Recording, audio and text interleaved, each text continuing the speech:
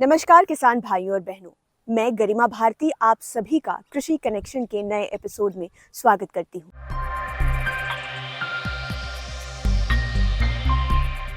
जैसा कि आप सब जानते हैं कि हमारा ये कार्यक्रम आप तक खेती से जुड़ी हुई तकनीकी जानकारियां पहुंचाता है। साथ ही साथ हम आपको विशेषज्ञों की सलाह भी देते हैं और ये भी बताते हैं कि आने वाले सप्ताह का मौसम कैसा रहने वाला है। उसके अनुसार हम आपको समसामयिक सुझाव भी देते हैं।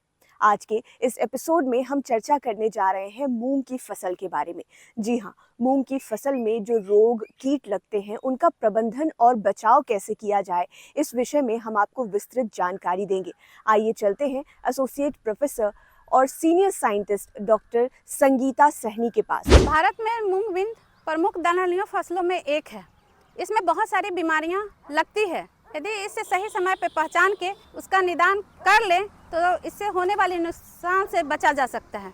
इसमें जो सबसे ज़्यादा बीमारी लगती है वो है पीलिया रोग, जिसे कि मूंग बीन येलो मोज़ेक डिजीज बोलते हैं, जो कि एक वायरस से फैलती है। और इसकी पहचान है कि इसमें क्या होती है कि पत्तियों पे पीली पीली धब्बा बनने लगती है, जो कि डिजीज का प्रकोप जब ज़्यादा होगा तो ये पूरे धीरे धीरे पूरे फील्ड को कवर कर लेती है। तो इससे बचने का उपाय है कि जैसे ही ये प्लांट आपको दिखे तो आप उसे उखाड़ के ज़मीन में गाड़ दें। ऐसे फील्ड में इधर उधर ना फेंकें, क्योंकि फिर मक्खियाँ फिर आपके फील्ड में आएगी और डिजीज़ को बढ़ा देगी। तो आप इसे क्या कीजिए कि उखाड़ के इसको ज़मीन में दबा दें। दूसरा है कि आप जो भी सीड आप ले रहे हैं बीजोपचार करके लीजिए। बीजोपचार के लिए इमिडाक्लोप्रिड आप ले सकते हैं 600 FS at the rate of 5 ml पर kg ऑफ द सीड। उसे बीजोपचार करके सीड लगाइए।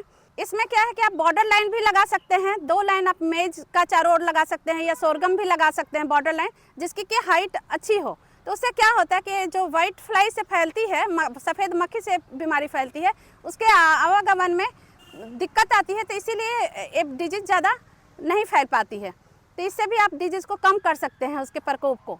तो अपने फील्ड को साफ़ सुथरा रखें, उसके आसपास के एरिया को साफ़ सुथरा रखें कि खरपतवार वहाँ पे नहीं हो, तो बीमारियाँ कम आती है। और इसमें यदि आपको डिजीज़ फिर भी दिखती है तो हमेशा फील्ड में जाइए, रेगुलर विजिट कीजिए और देखिए कि जैसे ही बीमारी आ रही है तो आप प्रिकॉशन के लिए इंसेक्टिसाइड का स्प्रे कर सकते हैं। एस्टामिडापिड आता है 20 SC, उसका आप ले सकते हैं 250 ग्राम पर हेक्टर के हिसाब से उसका आप छिड़काव कर सकते हैं, फोलियर स्प्रे कर सकते हैं। तो इस तरह से इस बीमारी से बचा जा सकता है। मूंग में एक और वायरस जनित बीमारी देखा जाता है, जिसे कि लीफ क्रिंकल डिजीज बोलते हैं या पर्ण सिकुड़न पन कुंचन रोग बीमारी बोलते हैं। किसान भाई देखिए कि इसमें इनका सिम्टम आराम से हम पहचान सकते हैं। इसमें लीफ में क्या होता है कि फोल्डिंग्स आ जाते हैं, सिकुड़न आ जाती है, पत्तियों ममोरा टाइप की हो जाएगी। लीफ का जो एक्सपेंशन होता है उतना अच्छा नहीं हो पाता है और सिकुड़न लिए हुए रहता है। इस बीमारी में क्या होता है कि प्लांट आपकी बौनी रह जाएगी, इंटरनोडल और नोड की डिस्टेंस कम जाती है, प्लांट बौना की तरह दिखेगा। और इसकी जो फ्लावरिंग होती है वो बहुत कम होती है, फ्लावर बहुत कम आती है। उसमें फ्लावर कम आएगा तो पॉड भी कम बनेगी, फलियाँ भी कम लगेगी। तो इससे काफ़ी हानि होती है हमारा। तो इसका भी उपाय हम वही करेंगे जो कि हम अभी आपको बताएं पीलिया रोग के लिए। सेम है, दोनों वायरस की तरह होता है। तो इसमें भी वैसे ही सीड ट्रीटमेंट करेंगे, इमिडाक्लोप्रिड से 5 ml पर kg ऑफ द सीड से बीजोपचार करेंगे और बॉर्डर लाइन लगाएंगे मेज का 2 रो। और फिर यदि ज़रूरत पड़े तो हम लोग फोलियर स्प्रे भी कर सकते हैं, वो एस्टामिडापिड का 250 ग्राम पर हेक्टर। तो इस रोग से बचा जा सकता है। जब हल्की बारिश हो जाएगी तो इसमें एक और बीमारी का प्रकोप अक्सर देखा जाता है, जिसे कि सर्कोस्पोरा लीफ स्पॉट बोलते हैं या पर्ण धब्बा रोग बोलते हैं। तो इस बीमारी में क्या होता है कि जो लीफ हैं, लीफ पे छोटे छोटे स्पॉट आपको छोटे छोटे धब्बे दिखाई देंगे, जो कि ब्राउन भूरा रंग का होगा। और उसका जो सेंटर है, उसका जो बीच की भाग है वो ग्रे कलर का होता है, मटमैला रंग का होगा। और उसका जो मार्जिन किनारा है जो एकदम डार्क चॉकलेट कलर का, डार्क या लालिमा लिए हुए उसका बॉर्डर रहता है। ह्यूमिडिटी ज़्यादा रहती है तो ये स्पॉट्स एक में मिल जाते हैं और पूरे पत्तियों को में फैल जाती हैं। दूर से आपको लगेगा कि पूरा पत्ता जल गया है। और उसमें क्या होता है कि थोड़े टाइम के बाद पूरे प्लांट का मैच्योरिटी के पहले ही झड़ने लगता है कि आपकी जो फलियाँ हैं उम्र से पहले पकने लगेगी और आपको जो सीड यील्ड है अच्छे मात्रा में आप प्राप्त नहीं कर पाएंगे। तो इससे भी काफ़ी क्षति होती है यील्ड की। इस बीमारी से का निदान यही है कि आप जैसे ही आपको फील्ड में ऐसा कुछ दिखे तो आप फंजीसाइड का स्प्रे कर सकते हैं। मार्केट में आता है ट्यूबाकोनाजोल का 500 ml पर हेक्टर के हिसाब से इसका फोलियर स्प्रे कर दीजिए। किसान भाई, हम ये बोलना चाह रहे हैं कि आप हेल्दी सीड लीजिए, स्वस्थ सीड लीजिए और कोशिश कीजिए कि उस एरिया का रेजिस्टेंट वेराइटी का उपयोग करें। जैसे कि हमारे बिहार में है कि हम 16 ले सकते हैं, मेहा ले सकते हैं, सम्राट ले सकते हैं। तो ये सब में ये सब बीमारियां टॉलरेंट वेराइटी हैं, तो ये सब बीमारियां कम आती है। तो कोशिश कीजिए कि आप रेजिस्टेंट वेराइटी ग्रो करें, अपने फील्ड को साफ सुथरा रखें और जब भी बीमारी आए तो उसे उखाड़ के फेंक दीजिए तुरंत, नहीं तो वो फिर क्या होता है कि स्प्रेड कर देता है, आपकी बीमारी को बढ़ा देगा। तो ये सब कुछ बीमारियां हैं, यदि आप सही समय पे इनकी पहचान करके उनका सही निदान करें तो इससे होने वाले नुकसान से बचा जा सकता है। तो किसान भाइयों, आपने जाना कि विभिन्न वैज्ञानिक तकनीकों के साथ और कुछ आसान उपायों के साथ आप अपने मूंग की फसलों को कीटों से और रोगों से बचा सकते हैं। अब बारी है कि हम आपको आने वाले सप्ताह के मौसम की जानकारी और उससे जुड़े हुए कुछ समसामयिक सुझाव भी दें।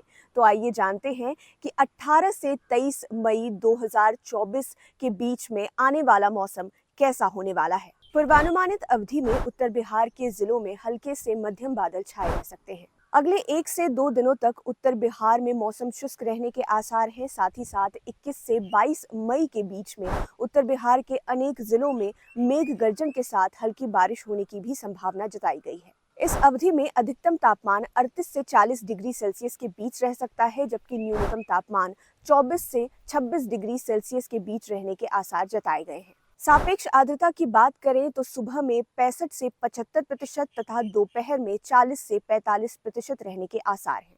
वहीं पूर्वानुमानित अवधि में 12 से 18 किलोमीटर प्रति घंटे की रफ्तार से पूर्वा हवा चलने का भी अनुमान जताया गया है। तो किसान भाइयों, अब आपको बताते हैं कि हमारे विशेषज्ञों ने मौसम को देखते हुए आपके लिए क्या सुझाव दिए हैं।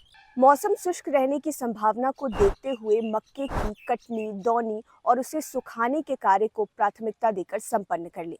वर्षा होने की संभावनाओं को देखते हुए किसान भाई कीटनाशकों का छिड़काव तभी करे जब मौसम साफ हो।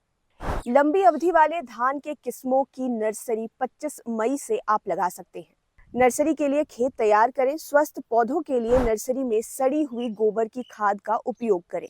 अपने पशुओं को कीड़े की दवा देने के 10 दिनों बाद खुरपका मुंहपका रोग का टीका लगवाएं।